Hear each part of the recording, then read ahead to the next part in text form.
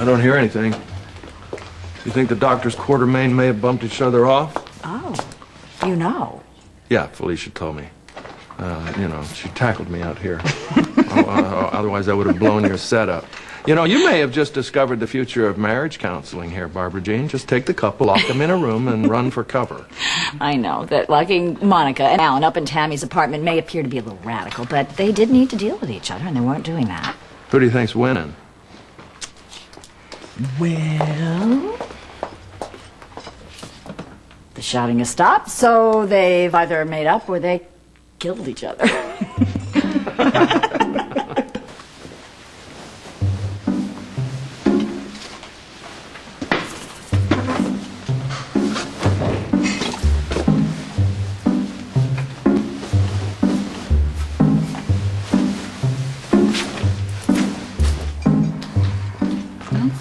Alan and Monica have had a lot to deal with over the years, and sometimes that does wear couples out, but they still love each other, and they belong together. Excuse me for saying so, Barbra Jean, but who are you to make that decision? Huh? Love is not the cure-all for a terminal marriage. Sometimes, if it ain't working, you just have to put it out of its misery. Sometimes.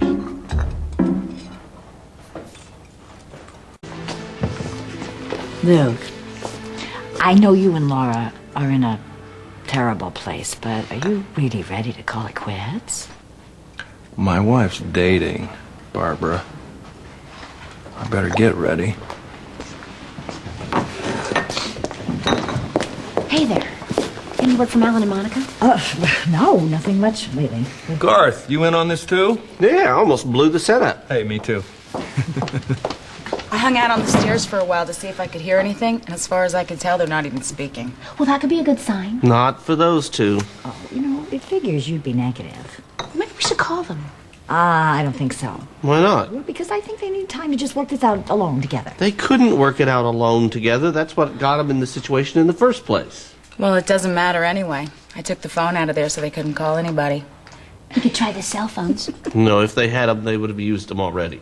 I don't want Alan and Monica thinking that we're all down here waiting for a miracle, you know, because that's only going to make them more stubborn about reconciling. Did you four little cherubic busybodies ever consider the fact that maybe you're flapping your wings at the wrong crowd?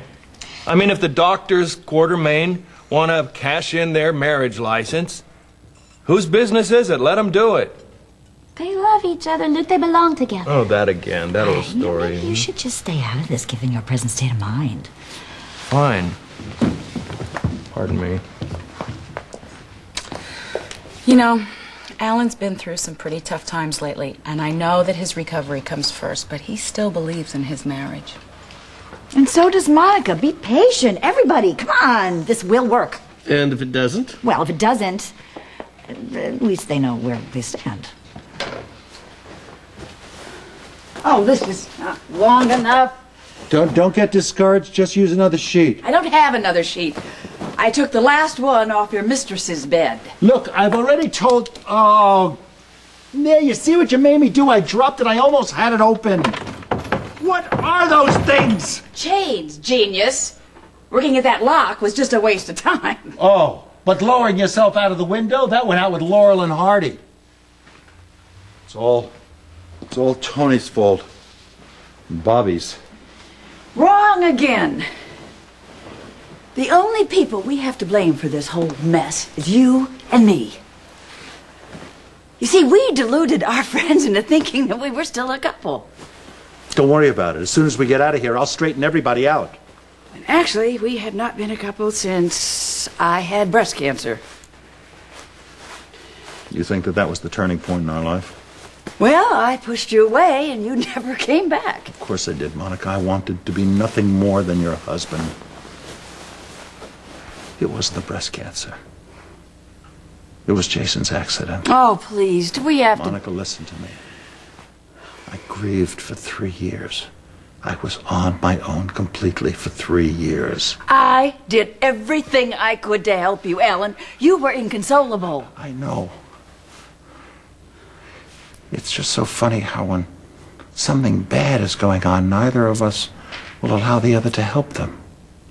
Do you have any idea why that is? No. I do.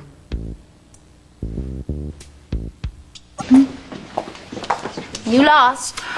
Oh, okay. I didn't know I was playing.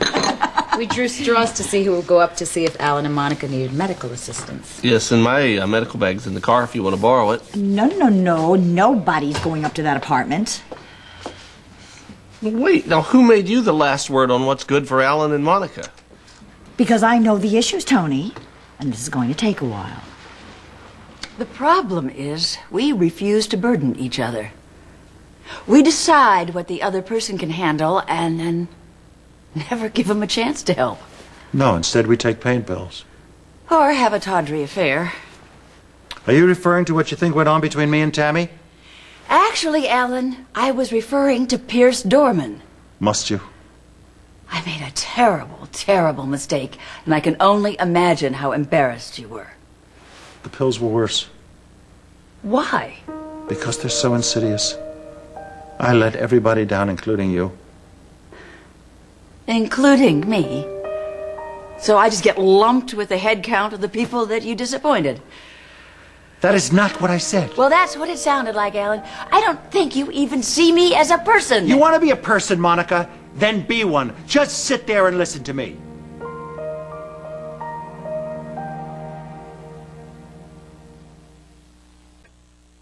From the moment that we got stuck in here, every single time I mentioned Tammy's name, you stonewalled the discussion. Now, are you interested in the truth or not? No, Oh, that's just great. Why not? because I don't want to hear about your adventures with a prostitute. Have you become so closed-minded, Monica, that that's how you categorize her? Okay. What do you call her? She is my friend. She held me up when I could have fallen flat on my face, Monica, and never gotten up. Are you trying to tell me Monica, that you never... listen to me. I never had sex with Tammy.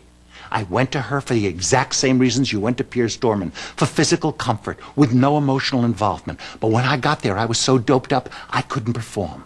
But it didn't stop me from being honest with her, from talking to her, and she became my friend. I have never had sex with her, not ever. Do you believe me? Yes. Do you feel better? No. Why? Because, just hopping into the feathers with somebody is one thing, but to go to a total stranger for something that I should have been able to give you, that's another. No, you don't understand. Tammy was an addict herself. She knew what was happening to me. And I didn't. Or wouldn't. Oh, wow. We've been lovers. We've been colleagues. We have parented together. We've been man and wife since the beginning of time. To have come this far and not be friends. What do you do? Say goodbye, I guess. Monica, I would love to be hopeful. I would love to be the impassioned advocate that we're going to stay together. I can't do it. Well, hey, feelings change. Sometimes they get deeper. Sometimes they just go away. Just all those years. Gosh, whole life. Well, I'm a difficult woman.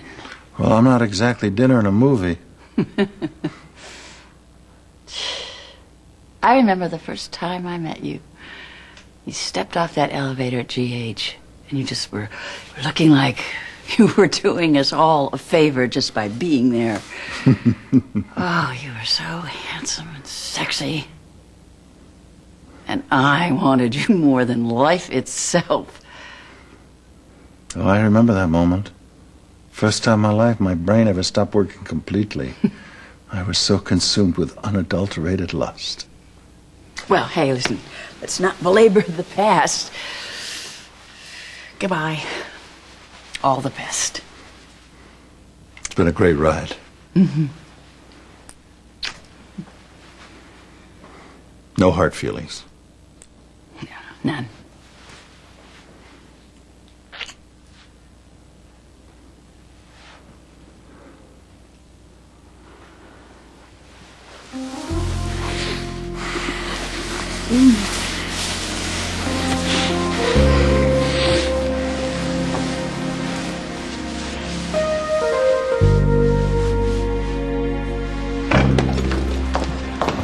Is my father here?